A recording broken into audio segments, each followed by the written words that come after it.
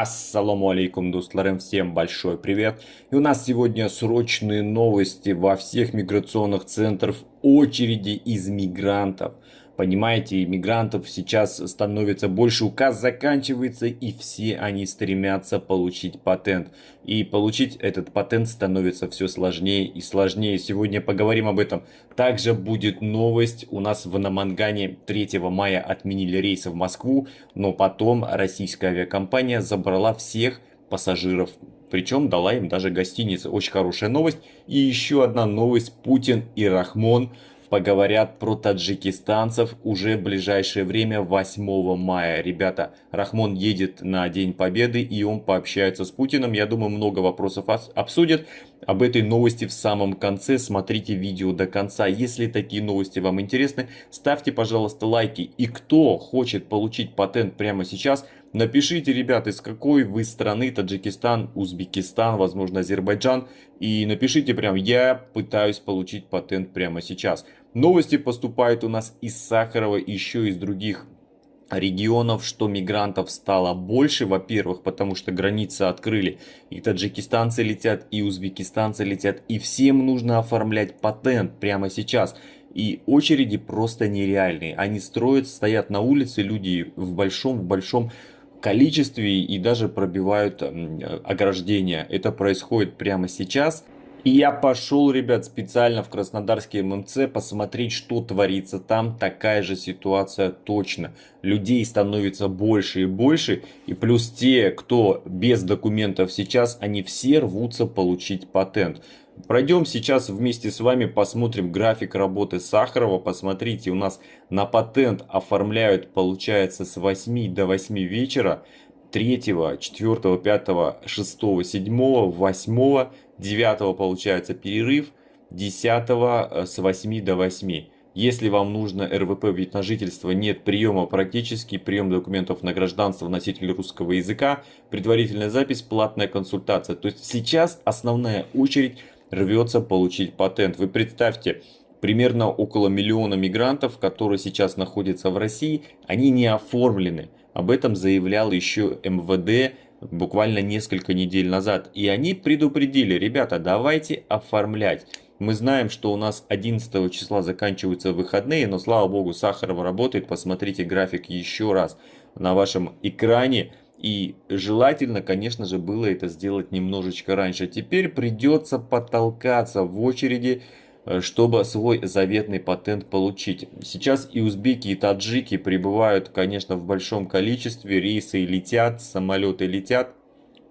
У нас регулярные рейсы тоже с каждого государства по 2, и поэтому народу будет очень много. До 15 июня остается не так много времени. Месяц с небольшим, и, конечно, нужно обязательно успеть получить заветный документ. Как сказал Александр Горовой, кто не получит, тому мы скажем до свидания. Просто будет депортация, и никаких шансов остаться в России не останется.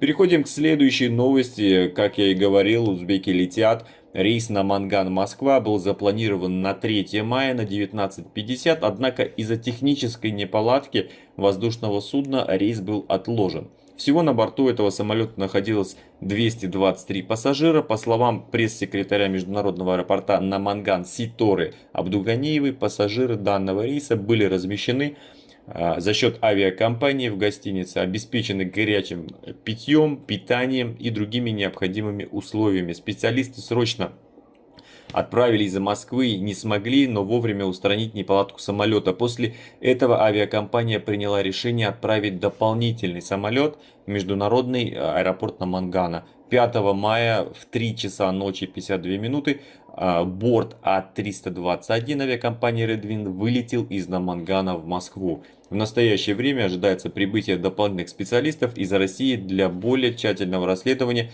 в чем была проблема неисправности самолета. Ну а слава богу, все узбекистанцы попали в Российскую Федерацию, все, кто сел на этот рейс. Компания поступила очень хорошо, на самом деле, обеспечила и питанием, и проживанием в этот момент, в эти 2 дня. И слава богу, что так поступают действительно настоящие авиакомпании, хотел сказать. Но цена билета там такая, что за эти деньги они и должны были сделать такое. Не будем превышать грубо говоря, их возможности. Переходим дальше. Путин и Рахмон обсудят ситуацию на границе, а также различные другие вопросы, которые у нас происходили. 8 мая встреча пройдет Эмомали Рахмона и Владимира Путина. И в Москве она пройдет перед парадом планет. И они обсудят конфликт, который был у нас несколько дней назад на границе Таджикистана и Кыргызстана. Уверен, что в ближайшем вот на этой встрече обсудят не только этот конфликт, но и другие вопросы, связанные с пандемией, с мигрантами, с нахождением их на территории России. Конечно же, регулярные рейсы, которые так необходимы всем, тоже обсудят. Об этом сообщил пресс-секретарь российского президента Дмитрий Песков. И об этом сообщила РИА Новости. Президент Таджикистана также посетит Парад Победы, который состоится у нас 9 мая, а потом уедет в Душанбе. Конфликт между жителями приграничных районов Кыргызстана и Таджикистана у нас был 29 апреля. К сожалению, перенос вооруженного противостояния военных, столкновения между пограничниками длились более 6 часов.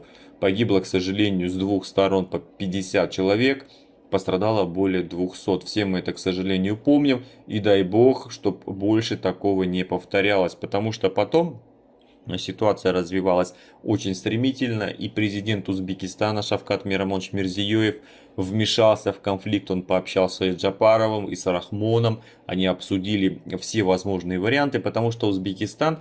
он имеет вес в Центральной Азии среди всех государств. Самого густонаселенный район это у нас страна, это у нас Узбекистан. И, конечно, Узбекистан должен разговаривать со своими соседями. Тем более и Кыргызстан, и Таджикистан имеют большую границу с Узбекистаном. Я, честно говоря, рад, что именно Шавкат Миромонович тоже обратился. Они пообщались, причем несколько раз, несколько звонков было Джапарову. И конфликт завершился мирным путем.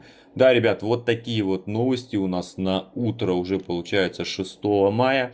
Сахарова забита, в других регионах тоже забиты уже ММЦ. Люди бегут делать патенты, осталось не так много времени. И вам я тоже советую, что нужно сделать это вовремя. Потому что если до 15 июня вы не получите заветный документ, то Российская Федерация будет вынуждена вас депортировать и отправить на родину. Ну, надеюсь, этого не произойдет. Все все-таки получат свои заветные документы и все будет хорошо. Если видео было вам интересно, друзья, полезно, какая-то информация действительно вам пригодится в жизни в дальнейшем, ставьте лайки, пишите свои комментарии.